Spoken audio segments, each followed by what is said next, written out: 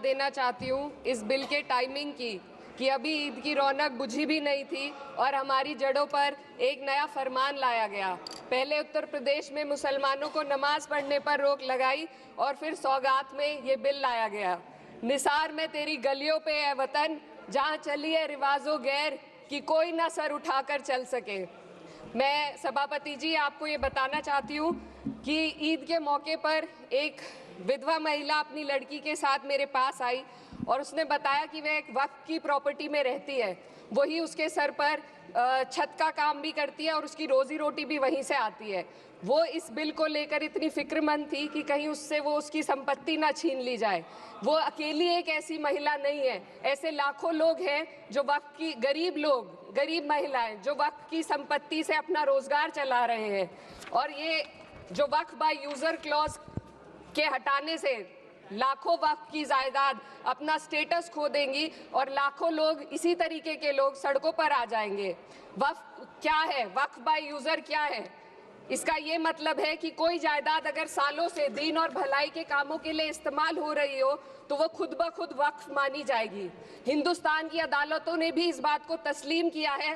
Waqf by user सिर्फ वक्फ board को ही मिली कोई खास सौगात नहीं है, ये बल्कि सभी अन्य धार्मिक ट्रस्टों को परंपरा और यूज के आधार पर बिना किसी डॉक्यूमेंटेशन के धार्मिक चरित्र को डिक्लेयर करने का राइट मिला हुआ है। भारत के संविधान के आर्टिकल 13 क्लॉज 3 में कस्टम और यूसेज को कानूनी वैधानिकता प्रदान करता है। इसी आर्टिकल से वक्फ बाय यूजर भी निकला गया है। इस बिल के कानून बनने पर वक्फ बोर्ड तो इस प्रोविजन से हाथ धो बैठेगा, लेकिन अन्य धार्मिक ट्रस्टों को यह सुविधा जारी रहेगी।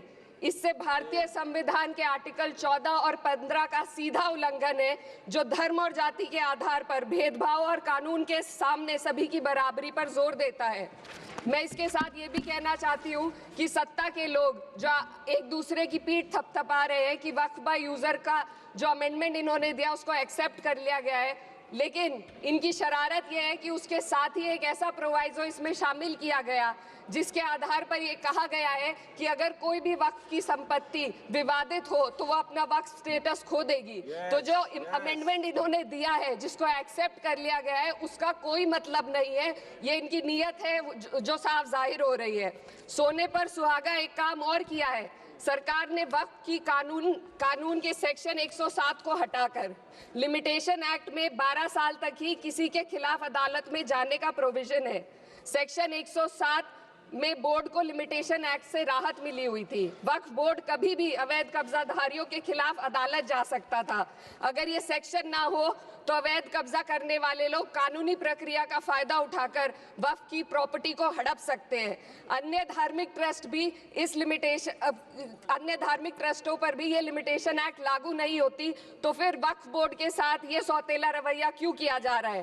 धर्म को देखकर दोहरी नीति क्यों अपनाई जा रही है? सेक्शन 107 और वक्फ बाय यूजर को अगर एक साथ पढ़ा जाए तो इससे लाखों वक्फ की प्रॉपर्टी पर कब्जा किया जाएगा। इसलिए ये बिल मुसलमान की भलाई का नहीं बल्कि उनके वजूद और विरासत को मिटाने का बिल है।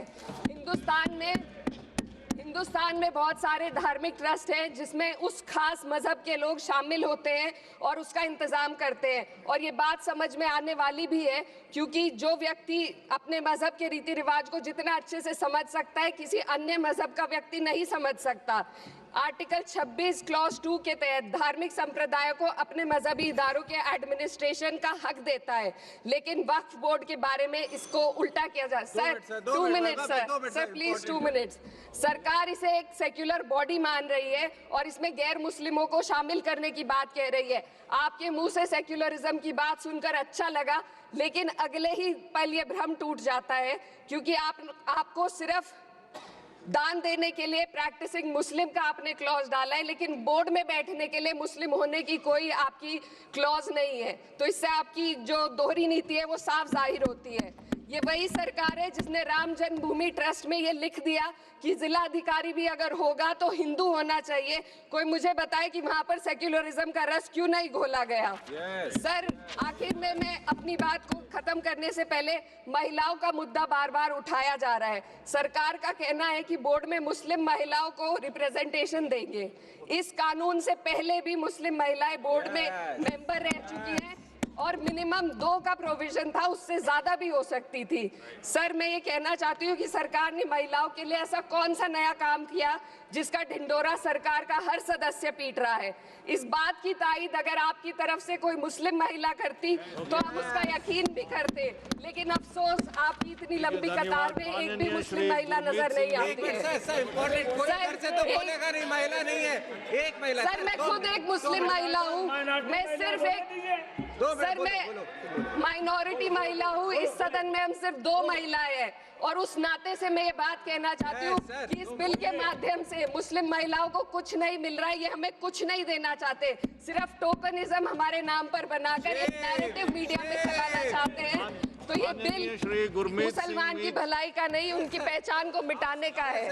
सर अंत में मैं बस यही कहना चाहती हूँ कि कागजों की कैद में बस नाम रह जाएंगे, वो जो हमारे थे सिर्फ दावे में रह जाएंगे। इस बिल के द्वारा मीठी ईद के जायके को कड़वा करना, यही असली सौगाते मोती था। बहुत बहुत